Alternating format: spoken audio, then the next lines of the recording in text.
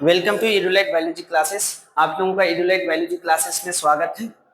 आज हम लोग इडुलाइट बायोलॉजी क्लासेस में पढ़ने जा रहे हैं कि क्लास 10 का बायोलॉजी चैप्टर फर्स्ट, जिसमें हम लोग पढ़ेंगे बायोलॉजी के चैप्टर को सीरीज वाइज पढ़ते जाएंगे और इनके साथ साथ एमसीक्यू का भी हम लोग डिस्कशन करते रहेंगे। आज का चैप्टर है हम लोग का लाइफ प्रोसेस, जिसको कहा जाता है जैव प्रक्रम। इनसे रिलेटेड हम लोग डिटेल से थ्योरी को पढ़ेंगे, उसके साथ साथ फिर एमसीक्यू का डिस्कशन होगा। तो चैप्टर लाइफ प्रोसेस, जिसमें हम लोग पढ़ेंगे लाइफ प्रोसेस का चैप्टर है जैव प्रक्रम। इनमें हम लोग देखेंगे लाइफ प्रोसेस किसको कहते हैं, किसे कहा जाता है लाइफ प्रोसेस। लाइफ प्रोसेस वे सारी प्रक्रियाएं जिसमें जीव खुद के मेंटेनेंस के लिए या खुद को सरवाइव करने के लिए जो सारी एक्टिविटी होती है, वो सारी एक्टिविटी, वो सारी प्रक्रियाएं लाइफ प्रोसेसेस कहलाता है, जैव प्रक्रम कहलाता है। तो देखेंगे कि यहाँ पे लाइफ प्रोसेस, इसको जीवन प्रक्रियाएं भी कहेंगे और इसके साथ साथ इसको जैव प्रक्रम भी कहा जाता है। तो लाइफ प्रोसेस वे सभी शारीरिक या उपापचय या चयापचयी क्रियाएं जो किसी भी जीव को जीवित रहने के लिए वृद्धि, विकास तथा शरीर के रखरखाव के लिए ये सारी प्रक्रियाएं आवश्यक होती है।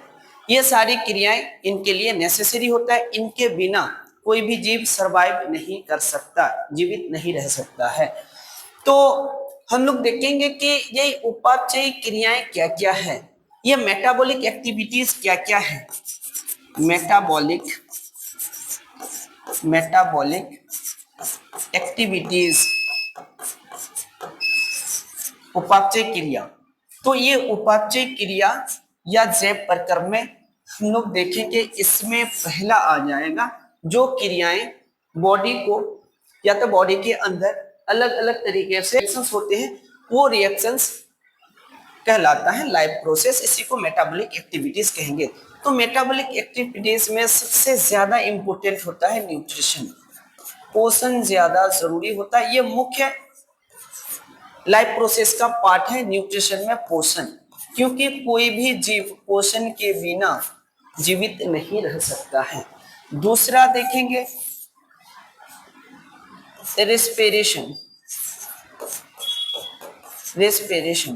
रेस्पिरेशन में श्वसन क्रिया, क्योंकि श्वसन भी एक तरह का मेटाबॉलिक एक्टिविटीज है, क्योंकि श्वसन के बिना भी सरवाइव नहीं कर सकता। इसके साथ साथ परिवहन जिसको कहते हैं ट्रांसपोर्टेशन,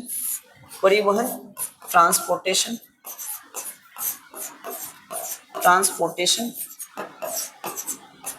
और उत्सर्जन,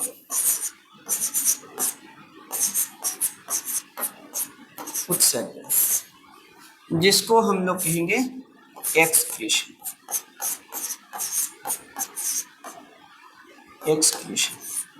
तो ये सारी आवश्यक क्रियाएं हैं जो किसी भी जीवों के लिए बहुत जरूरी होता है, नेसेसरी होता है। इनके बिना जीव सरवाइव नहीं कर सकता। तो इसमें से मुख्यतः हम लोग न्यूट्रिशन को जानते हैं कि न्यूट्रिशन ज्यादा इंपॉर्टेंट माना जाता है कि पोषण है। तो सभी आवश्यक, लेकिन पोषण से ज्यादा इंपॉर्टेंट है। तो अब ये सारी क्रियाएं, चाहे एक कोशिकीय जीव हो या बहुकोशिकीय जीव हो, इनमें ये सारी क्रियाएं होती है। एक कोशिकीय जीव होगा तो इसका मतलब एक सेल के अंदर इन सारी क्रियाएं होती है।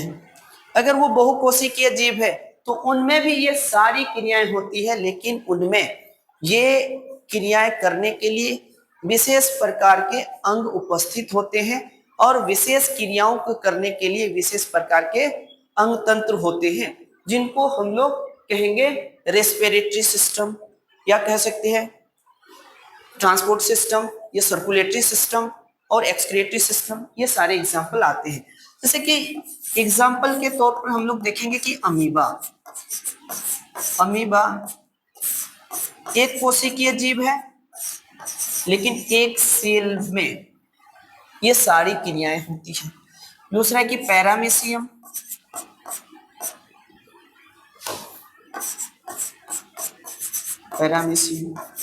तो इनमें भी होगा।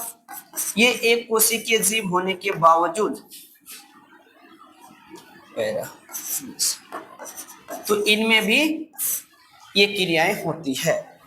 अब हम लोग देखेंगे कि इसको मल्टीसेल्यूलर ऑर्गेनिज्म में ये क्रियाएं कैसे होती है। मल्टीसेल्यूलर ऑर्गेनिज्म बहुकोशिकीय जीवों में अलग अलग अंग होते हैं, अलग अलग काम के हिसाब से, क्योंकि इसको काम के आधार पर अंगों को बांटा गया है। तो इसमें से इन क्रियाओं के लिए कोई विशेष प्रकार के अंग होते हैं जिनके थ्रू ये क्रियाएं होती है। जैसे कि हार्ट को पंपिंग ऑर्गन कहा जाता है, जो पंप करता है, इसको पंपिंग ऑर्गन कहा जाता है। ऑर्गन है जिनके थ्रू ब्लड का सर्कुलेशन होता है, परिवहन करता है। तो हार्ट एक विशेष प्रकार के अंग है जो परिवहन के लिए उपयोग होता है, क्योंकि ये सिस्टम में, ये सर्कुलेटरी सिस्टम में हार्ट के साथ साथ और भी अन्य तंत्र आते हैं। इसको हम लोग इस टॉपिक में पढ़ेंगे, ब्लड सर्कुलेशन में। उसके बाद फेफड़े का भी काम होता है, क्योंकि फेफड़े का काम होता है, ये रेस्पिरेटरी ऑर्गन है, क्योंकि ये रेस्पिरेशन में हेल्प करता है। उनके साथ साथ स्टमक डाइजेशन में हेल्प करता है, क्योंकि ये एलिमेंट्री कैनाल का पार्ट है, क्योंकि स्टमक में ये डाइजेशन होगा, कुछ हद तक डाइजेशन होता है, फिर फाइनल डाइजेशन छोटी आंत में, उसके साथ साथ फिर उसका अवशोषण हो जाता है। तो ये पाचन तंत्र में काम आता है। उसके साथ साथ वृक्क, जिसको किडनी कहते हैं, ये उत्सर्जन के लिए रिस्पॉन्सिबल होता है। तो ये सारे ऑर्गन्स जो विशेष प्रकार के ऑर्गन हैं, विशेष काम के आधार पर इन्हें बांटा गया है। तो ये मल्टीसेल्यूलर कोशिकाओं में ये सारी क्रियाएं होती हैं, जिसको कहते हैं लाइफ प्रोसेस क्रियाएं होती हैं। अब देखेंगे हम लोग न्यूट्रिशन किसको कहेंगे। न्यूट्रिशन भोजन को शरीर के अंदर ग्रहण करने और उससे ऊर्जा प्राप्त करके शरीर की वृद्धि और मरम्मत करने की प्रक्रिया को पोषण कहलाता है।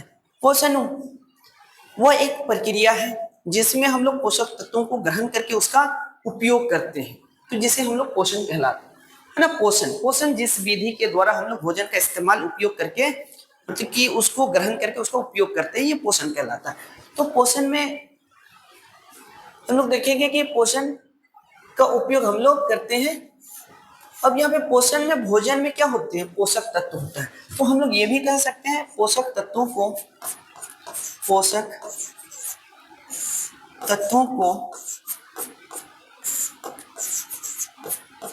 ग्रहण करके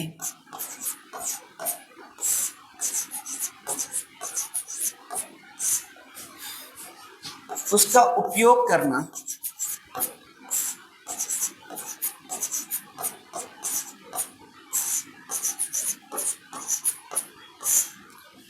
पोषण कहलाता है।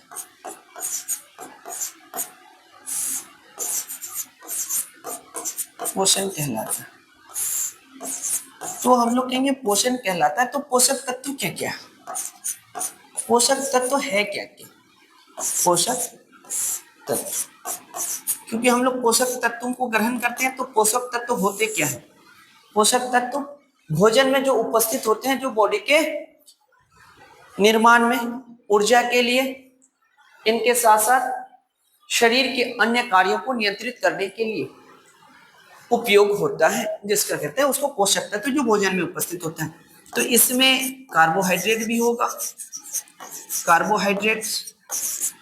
तो कार्बोहाइड्रेट भी एक पोषक तत्व है। तो कार्बोहाइड्रेट्स जिसको हम लोग कहते हैं कार्बोहाइड्रेट, हिंदी में भी कार्बोहाइड्रेट ही कहते हैं। और कार्बोहाइड्रेट दूसरा है वसा, जिसको फैट कहेंगे या लिपिड कह सकते हैं। फैट या लिपिड। तो इसका वसा के तौर पर, उनके साथ साथ हम लोग देखेंगे कि प्रोटीन्स का भी उपयोग किया जाता है। प्रोटीन्स प्रोटीन्स प्रोटीन, विटामिन्स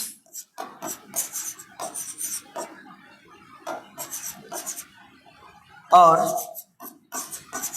कह सकते हैं मिनरल्स, खनिज लवण,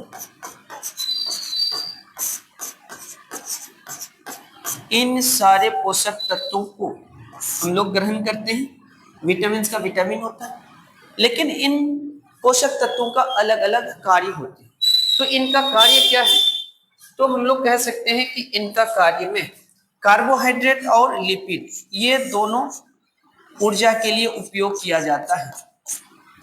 ऊर्जा के लिए, इसको हम लोग कहते हैं एनर्जी के लिए।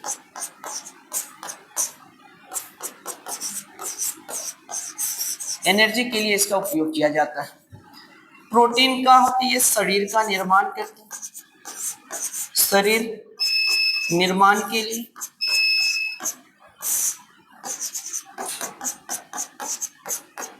और खनिज लवण और मिनरल्स, इनका उपयोग शरीर के अन्य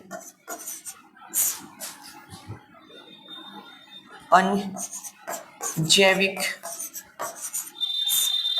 क्रियाओं को नियंत्रित करने के लिए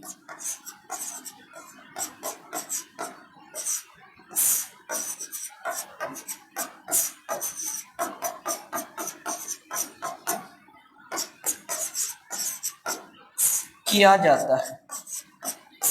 तो अभी समझ में आया कि हम लोगों में पोषक तत्व हम लोग किस लिए उपयोग करते हैं, पोषक तत्वों का किस का क्या काम है, इन चीजों को हम लोग पढ़े।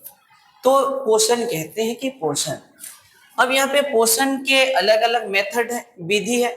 और सबसे पहले यहाँ पे क्वेश्चन क्रिएट होता है कि हम लोग पोषक तत्वों को क्यों उपयोग करते हैं, उसको क्यों करते हैं, हमारे लिए पोषक तत्व क्यों आवश्यक है। तो हमारे लिए पोषक तत्व इसलिए आवश्यक है कि हमें एनर्जी की प्राप्ति होती है, इसके साथ साथ बॉडी निर्माण में भी ये रोल अदा करता है, और इनमें टूटे हुए जो डैमेज कोशिकाएं हैं उनको मरम्मत के लिए इसका भी उपयोग किया जाता है, और शरीर के अन्य क्रियाओं को नियंत्रित करने के लिए उपयोग होता है।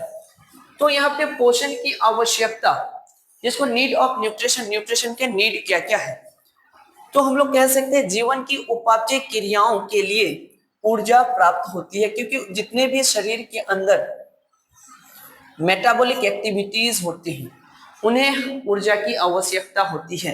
शरीर के अंदर होने वाले केमिकल रिएक्शंस, जो केमिकल रिएक्शंस होते हैं, उन सारे केमिकल रिएक्शंस को ऊर्जा की आवश्यकता होती है। ये ऊर्जा हमें न्यूट्रिशन से प्राप्त होती है। उसके साथ शरीर की वृद्धि, ये ग्रोथ के साथ साथ इसका डेवलपमेंट, विकास, डेवलपमेंट होता है, डेवलपमेंट। और ये क्षतिग्रस्त ऊतकों, जो ऐसे ऊतक जो टूट जाते हैं या क्षति हो जाते हैं, उन ऊतकों की मरम्मत के लिए पोषक तत्व का उपयोग होता है। और शरीर में रोग से लड़ने की क्षमता बढ़ाती है। अगर हम लोग वैसे पोषक तत्व को ग्रहण करेंगे जिससे हमारे बॉडी के इम्यूनिटी पावर या रोग प्रतिरोधी क्षमता डेवलप होता है, तो उसमें पोषण से ही हमें ये चीजें मिलती है। जीवन क्रियाएं सुचारू रूप से चलाती है और ये चलती रहती है। ये सारी क्रियाएं हमें पोषण से प्राप्त होती है। अगर पोषक तत्वों से या पोषक तत्वों की कमी हो जाती है तो इनसे पोषक तत्वों की कमी की वजह से अलग अलग बीमारी होती है, और वो बीमारी जिसको हम लोग कहते हैं deficiency of disease, nutrients disease, food deficiency disease कहेंगे। तो ये सारी बीमारियां पोषक तत्वों की कमी की वजह से होती है। और इनसे हमें बचने के लिए पोषक तत्वों की आवश्यकता होती है। अगर हम लोग ये सारे पोषक तत्वों को बैलेंस के लिए ग्रहण करते हैं तो हमें फूड डेफिशिएंसी या पोषक तत्व की कमी से होने वाली बीमारियां नहीं होंगी। इसको हम लोग बैलेंस डाइट या तो इसे हम लोग कहते हैं संतुलित आहार कहते हैं। अब हम लोग देखते हैं आगे यहाँ पे कि पोषण की विधियां अगर देखेंगे कि पोषण की मुख्य 2 विधियां हैं। पोषण ग्रहण करने की पोषण की 2 मुख्य विधियां हैं। हम लोग भोजन को कैसे ग्रहण करते हैं, विधियां। पहला विधि होगा कि हम लोग पोषक तत्वों को ग्रहण करते हैं। पहला विधि स्वपोषण। स्वपोषण जिसको कहते हैं ऑटोट्रॉफिक न्यूट्रिशन।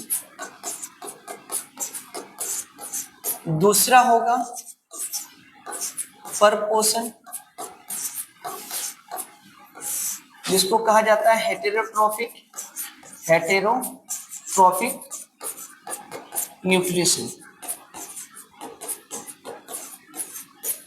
अब यहाँ पे स्वपोषी में होता है कि हम लोग स्वयं मतलब कि स्वपोषी पढ़ेंगे कि वह जीव जो अपना भोजन का निर्माण स्वयं करता है, खुद से करता है, उसे स्वपोषी कहलाता है। और स्वपोषी जिस मेथड के थ्रू अपना भोजन को निर्माण करता है वो प्रकाश संश्लेषण है। तो भोजन को प्रकाश संश्लेषण के द्वारा खुद भोजन बनाने या निर्माण करने की प्रक्रिया को स्वपोषी पोषण कहेंगे। तो स्वपोषी पोषण जो अपना भोजन स्वयं तैयार करता है,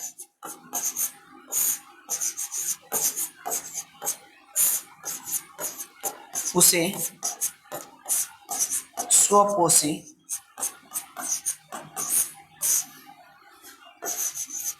कहलाते हैं। और स्वपोषी अपना भोजन स्वयं तैयार करता है, जिस विधि के द्वारा ये तैयार करता है उस विधि को हम लोग कहते हैं प्रकाश संश्लेषण।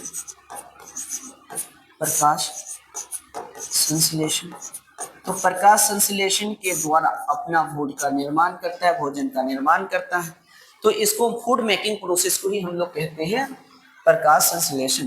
तो स्वपोषी अपना भोजन का निर्माण प्रकाश संश्लेषण की क्रिया के द्वारा कर लेते हैं और इस विधि को हम लोग कहते हैं स्वपोषी पोषण। स्वपोषी पोषण में इसमें सभी हरे पेड़ पौधे आ जाएंगे,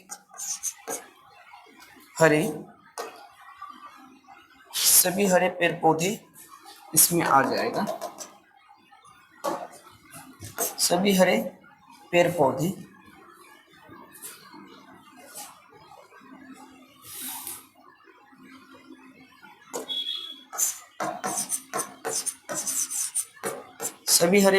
इसमें आ जाएंगे। उसके साथ साथ यूग्लिना भी आ जाएगा और इनके साथ साथ साइनोबैक्टीरिया भी आएगा। ये एग्जाम्पल है। और विषमपोषी इसको कहा जाता है परपोषी पोषण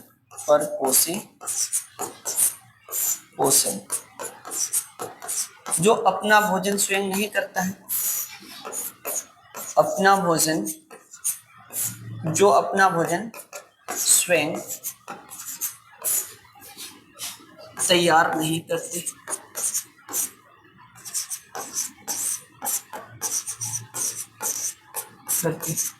ये भोजन दूसरे जीवों से ग्रहण करते हैं, तो इसी को हम लोग कहेंगे परपोषी। दूसरे से अपना भोजन ग्रहण करते हैं।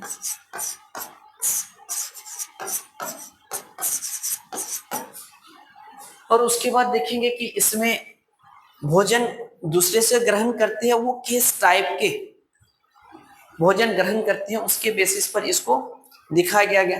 3 क्लास में बांटा गया है। एक को हम लोग कहते हैं मृतजीवी पोषण, ये अपना भोजन मृत जीव से ग्रहण करता है, मृत जीव भी हो सकता है या तो फिर सड़े गले पदार्थों से ग्रहण करते हैं, तो इसे हम लोग सेप्रोफाइटिक कहेंगे। जो जीव अपना भोजन दूसरे से ग्रहण करते ये किस तरह से ग्रहण करेंगे, ये दूसरे जीवित जीव से करते हैं, जीवित जीव से भोजन ग्रहण करते हैं और ये तरल अवस्था में भोजन को ग्रहण करता है, तरल रूप में भोजन को ग्रहण करते हैं, इसको परजीवी पोषण कहलाता है। और इसके साथ साथ प्राणी समभोजी पोषण या प्राणी समपोषण कहलाता है कि इसमें जीव तरल के साथ साथ ठोस अवस्था में भोजन को ग्रहण करते हैं, उसको होलोजोइक न्यूट्रिशन कहलाता है। तो न्यूट्रिशन के हम लोग टाइप देखें। अब हम लोग न्यूट्रिशन के टाइप्स को 1 बाय 1 पढ़ेंगे। अब स्वपोषी किसको कहेंगे, जो अपना भोजन का निर्माण स्वयं कर लेता है। तो स्वयं ये किससे करता है, जो भी स्वपोषी होगा, स्वपोषी होंगे,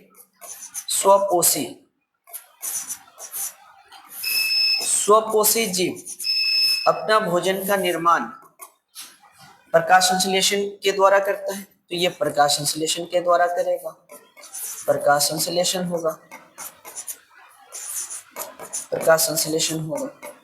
अब यहाँ पे प्रकाश संश्लेषण होता है, तो प्रकाश संश्लेषण में क्या होता है, अकार्बनिक पदार्थ सरल अकार्बनिक पदार्थ से जटिल कार्बनिक पदार्थ में कन्वर्ट होता है, बदलता है।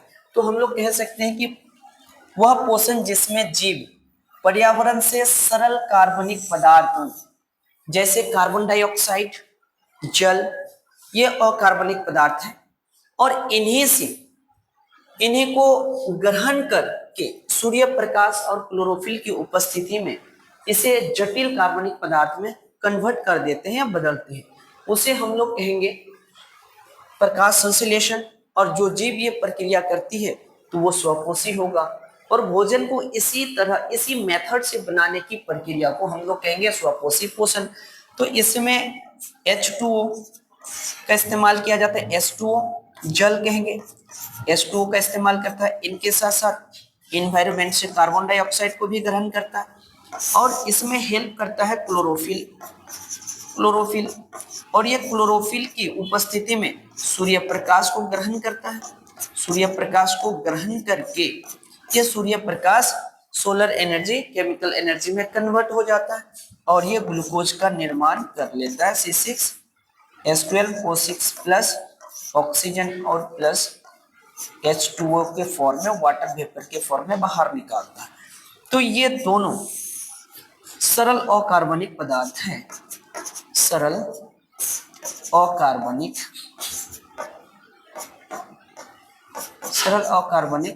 पदार्थ। ये सरल अकार्बनिक पदार्थ से कार्बनिक पदार्थ का निर्माण करते हैं, इसमें कार्बनिक पदार्थ होगा और इस प्रक्रिया को प्रकाश संश्लेषण कहते हैं, प्रकाश संश्लेषण कहलाता है। और इसका एग्जाम्पल सभी हरे पेड़ पौधे, युगलिना, सभी हरे पेड़ पौधे प्रकाश संश्लेषण के द्वारा अपना भोजन का निर्माण करते हैं। इसके साथ साथ कुछ ऐसे माइक्रो ऑर्गेनिज्म जीवाणु हैं जो प्रकाश संश्लेषण के द्वारा अपना भोजन का निर्माण करता है, जिसे हम लोग साइनोबैक्टीरिया कहेंगे। ये माइक्रो ऑर्गेनिज्म है जो अपना भोजन का निर्माण स्वयं कर लेता है प्रकाश संश्लेषण के द्वारा। उसी तरह विषमपोषी पोषण में वह पोषण जिसमें जीव अपना भोजन स्वयं नहीं करता, ये अपना भोजन नहीं कर सकता, ये अपना भोजन अन्य जीवों से प्रत्यक्ष या अप्रत्यक्ष रूप से ग्रहण करते हैं, या तो प्रत्यक्ष रूप से होगा या अप्रत्यक्ष रूप से होगा। अपना जीवों से भोजन को अप्रत्यक्ष रूप से दूसरे जीवों से ये भोजन को ग्रहण करते हैं। तो इसे 3 भागों में बांटा गया है, किसके आधार पर, वो किस टाइप के जीवों से अपना भोजन ग्रहण करते हैं। अगर मृत जीव से करता है तो उसको मृतजीवी पोषण कहेंगे। यह सेप्रोफाइटिक न्यूट्रिशन, तो जीव अपने शरीर के बाहर पाचक, तो इसमें मृतजीवी पोषण में जीव अपने डाइजेस्टिव एंजाइम को, ये पाचक एंजाइम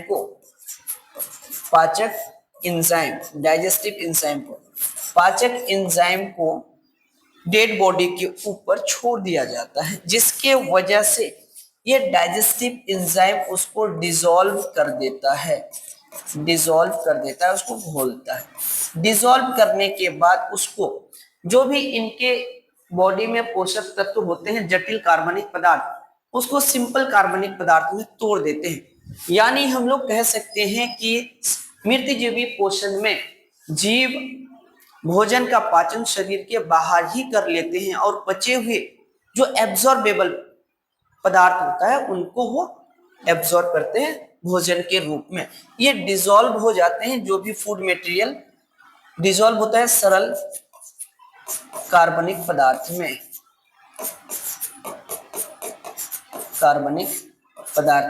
यानी इसका डाइजेशन हो जाता है। अब ये डाइजेस्टेड इसको अब भोजन के रूप में ग्रहण करता है, ये ग्रहण करता है भोजन के रूप में। तो इस प्रक्रिया को हम लोग मृतजीवी पोषण। तो जीव अपने शरीर के बाहर पाचक एंजाइम स्राव करके मृतजीव या सड़े गले कार्बनिक पदार्थों को सरल घोल में बदल देते हैं और फिर उसे अवशोषित कर लेते हैं। इसमें कवक आएगा, कवक जिसको कहा जाता है fungi, mushroom, yeast, bread moulds, ये एग्जाम्पल है मृतजीवी पोषण का। ये अपना भोजन सड़े गले या मृत जीवों से ग्रहण करते हैं। तो इसे मृतजीवी पोषण में जो भी जीव आएंगे, जिसको हम लोग सेप्रोफाइट्स कहेंगे, तो सेप्रोफाइट्स को डिकम्पोजर भी कहा जाता है, क्योंकि डिकम्पोजर्स भी कहा जाता है। ये अपघटक, इसे अपघटक कहा जाता है, क्योंकि डेड बॉडी को डिसॉल्व करने में मदद करता है, इसलिए इसको अपघटक कहा जाता है। और फिर आगे हम लोग देखते हैं, आगे परजीवी पोषण में, पैरासिटिक न्यूट्रिशन में, इसमें जीव बिना मारे किसी दूसरे जीव, जिसको कहते हैं होस्ट बॉडी से, अपने शरीर से अंदर या बाहर, या तो हो सकता है ये शरीर के अंदर हो या तो शरीर के बाहर हो। अगर शरीर के अंदर होगा तो इसको हम लोग कहेंगे इंडोपैरासाइट, शरीर के अंदर होगा तो इंडोपैरासाइट, क्योंकि ये अपना भोजन को ग्रहण शरीर के किसी होस्ट बॉडी के अंदर रह के ग्रहण करते हैं। या तो फिर ये शरीर के बाहर होगा, बॉडी सरफेस में रहकर उनसे पोषक तत्वों को या भोजन को ग्रहण करता है, तो उसको हम लोग कहेंगे इक्टोपैरासाइट,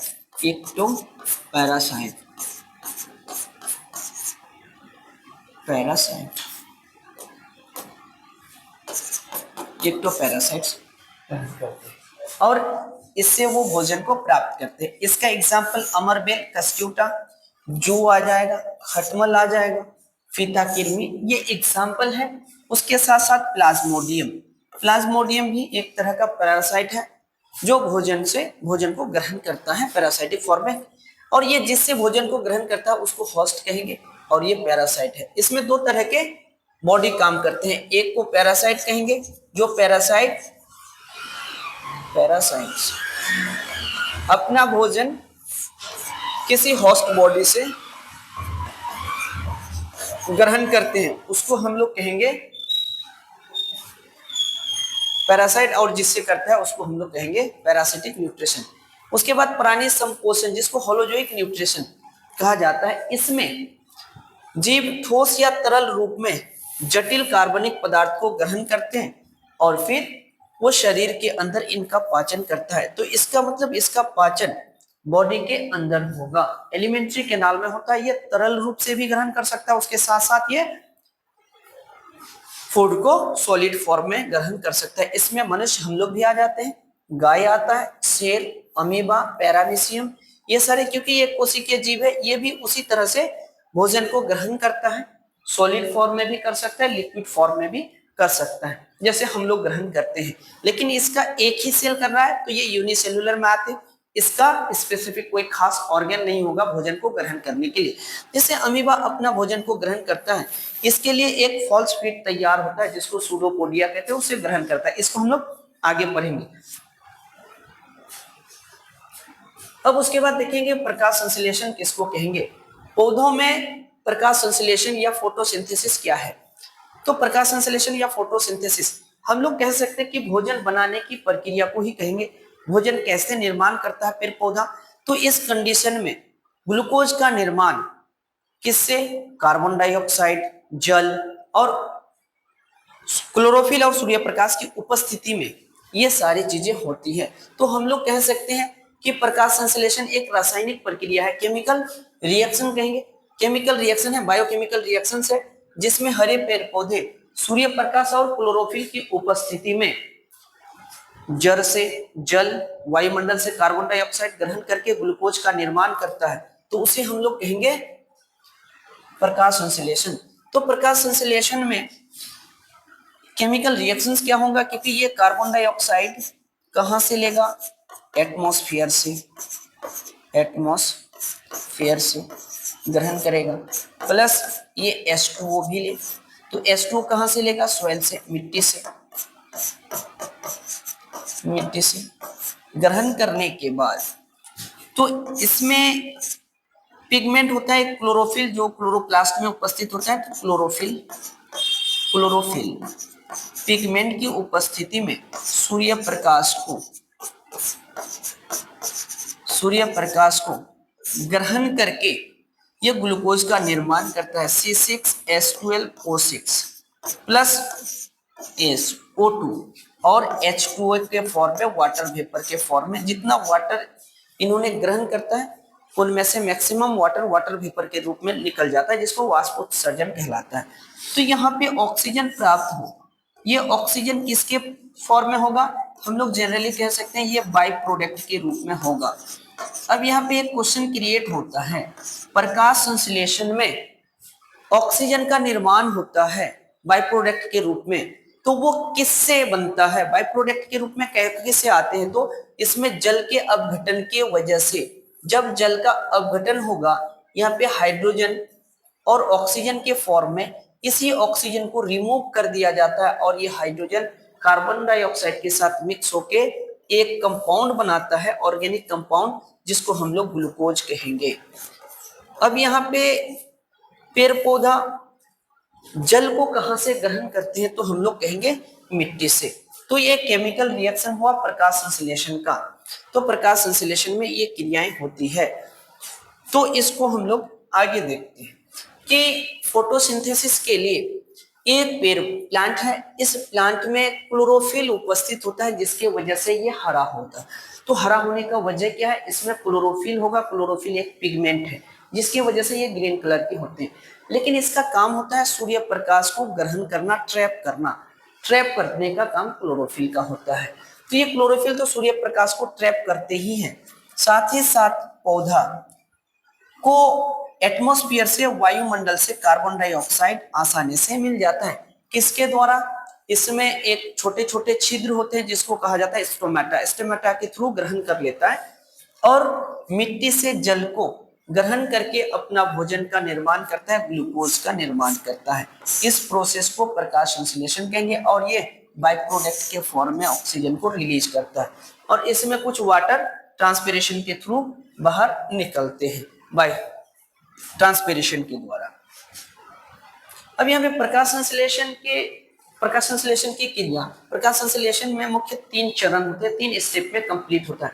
पहला स्टेप का क्या काम है, पहला स्टेप क्या है, प्रकाश ऊर्जा का अवशोषण करना। तो प्रकाश सूर्य जिसको कहते हैं सोलर एनर्जी या प्रकाश ऊर्जा को क्या था, अवशोषित करना। तो क्लोरोप्लास्ट में मौजूद क्लोरोफिल सौर ऊर्जा को अवशोषित करता है। तो हम लोग कह सकते हैं कि सौर ऊर्जा को अवशोषित करने वाले पार्ट को क्या कहेंगे, भाग को, या क्लोरोप्लास्ट में क्लोरोफिल है वही उसको क्या करता है, अवशोषित करता है। दूसरा काम है तो ऊर्जा रूपांतरण, ऊर्जा का ट्रांसफॉर्मेशन एवं जल का अपघटन, ये सेकेंड स्टेप होगा। फर्स्ट स्टेप में ऊर्जा का अवशोषण, सूर्य ऊर्जा को अवशोषित करना। दूसरा काम है कि ऊर्जा का ट्रांसफॉर्मेशन होना, स्थानांतरण करना, और उसके साथ साथ H2O को तोड़ना, इसको स्प्लिट करना, हाइड्रोजन और ऑक्सीजन के फॉर्म में तोड़ना।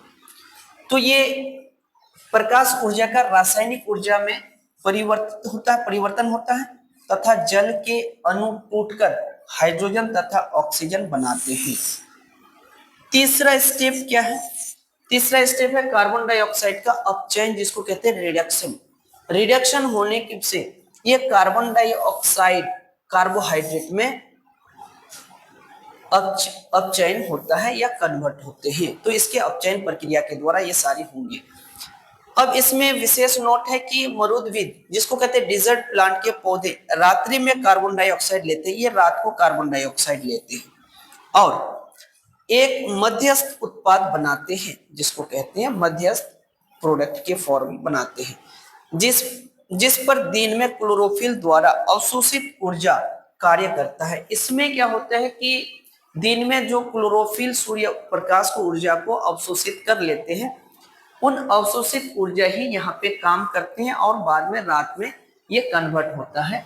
हम लोग कह सकते हैं कि मध्यस्थ उत्पाद बनाते हैं जिसमें ये काम करते हैं। ये प्रोसेस नाइट में होता है, ये स्पेशल पॉइंट के तौर पर। हम लोग देखेंगे कि प्रकाश संश्लेषण में गैसों का एक्सचेंज किसके द्वारा, जैसे कि कार्बन डाइऑक्साइड और ऑक्सीजन का, या तो इसमें ग्रहण होता है या तो फिर यहाँ से बाहर निष्कासित होते हैं। तो ये जिस छिद्र के द्वारा होता है उसे हम लोग स्टोमेटा कहते हैं। तो स्टोमेटा पत्ती के सतह पर पाए जाने वाले छोटे छोटे छिद्र को ही कहते हैं स्टोमेटा। इसे सूक्ष्म छिद्र को कहा जाता है। तो स्टोमेटा में क्या होता है कि गार्ड सेल होते हैं। स्टोमेटा में 2 गार्ड सेल होगा, उन गार्ड सेल के फूलने की वजह से स्टोमेटा ओपन होता है। ये गार्ड सेल, इसको द्वार कोशिका कहा जाता है, गार्ड सेल। और ये भी गार्ड सेल, द्वार कोशिका, और इसके बीच में जो ओपनिंग होगा उसको हम लोग कहते हैं पोर्स, जिसको कहते हैं स्टोमेटा। तो स्टोमेटा का ओपनिंग डिसाइड करता है गार्ड सेल। गार्ड सेल में अगर वाटर कंसंट्रेशन इंक्रीज हो जाते हैं तो वो फूलने लगते हैं। फूलने की वजह से बेंड होता है, बेंड होने की वजह से दोनों के बीच स्पेस बन जाता है, वो छिद्र को कहलाता है स्टोमेटा। जब ये दोनों संकन हो जाता है, सिकुड़ जाते हैं रात्रि के समय, क्योंकि वाटर कंसंट्रेशन, वाटर नहीं पहुंच पाने, कम पहुंच पाने की वजह से वो सिकुड़ जाता है। सिकुड़ने की वजह से दोनों फ्लैटन हो जाता है, ये पोर बंद हो जाता है, जिसकी वजह से स्टोमेटा क्लोज होता है।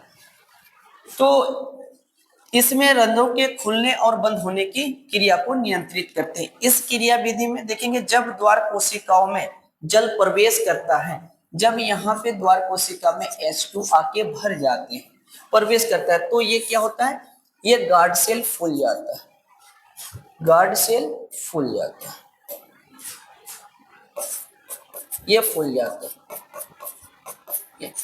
फिर और क्या कहा जाता है कि ये जैसे ही कि ओपन होगा, रंध्र खुल जाता है। जब द्वार कोशिकाओं में जल बाहर निकलते हैं, यही वाटर जब वेपर बनके, जिसको कहते हैं वाष्प बनके बाहर निकलते हैं, तो इसका मतलब यहाँ पे वाटर कंसंट्रेशन घट जाता है। घटने की वजह से ये सिकुड़ जाते हैं, गार्ड सेल इसमें सिकुड़ जाते हैं, सिकुड़ जाता है, और ये सिकुड़ जाता है। सिकुड़ने की वजह से स्टोमेटा बंद हो जाता है, रंध्र बंद हो जाता है। और इसके कार्य को देखेंगे, कार्य क्या क्या है। तो स्टोमेटा का कार्य है ये गैसों का विनिमय, एक्सचेंज ऑफ गैस, ये कार्बन डाइऑक्साइड और ऑक्सीजन का एक्सचेंज कराता है। मान लें कि दिन के समय में देखेंगे कि स्टोमेटा से कार्बन डाइऑक्साइड ग्रहण किया जाता है, लेता, और ऑक्सीजन को छोड़ा जाता है। तो ये ऑक्सीजन को छोड़ना और कार्बन डाइऑक्साइड को लेना, ये किसके द्वारा होता है, स्टोमेटा के द्वारा होता है। ये स्टोमेटा का काम। दूसरा क्या है, वाष्प उत्सर्जन, ट्रांसपेरेशन द्वारा अतिरिक्त जल को बाहर निकाला जाता है। ट्रांसपेरेशन किसको कहेंगे, पत्तियों द्वारा, पत्तियों द्वारा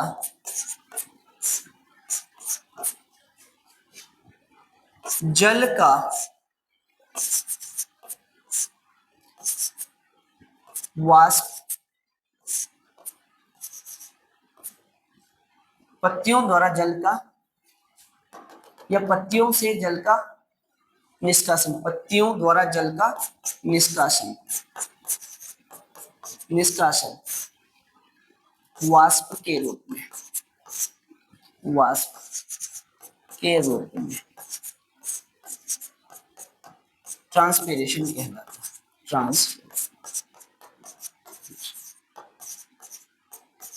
है, ट्रांसपीरेशन कहलाता है। अब इसमें देखेंगे कि कुछ ऐसे प्रकाश संश्लेषण के लिए घटक होते हैं जो आवश्यक हैं। तो प्रकाश संश्लेषण की प्रक्रिया के लिए आवश्यक कच्चे पदार्थ जिसको रॉ मटेरियल कहा जाता है, इसमें रॉ मटेरियल क्या क्या है, इसके बिना, इसके एब्सेंस में प्रकाश संश्लेषण की क्रिया नहीं हो पाती, क्योंकि इसके बिना ये चारों को कहा जाता है रॉ मटेरियल, कच्चे पदार्थ। अगर इन चारों में से किसी के एब्सेंस हो जाता है तो प्रकाश संश्लेषण की क्रिया नहीं होती।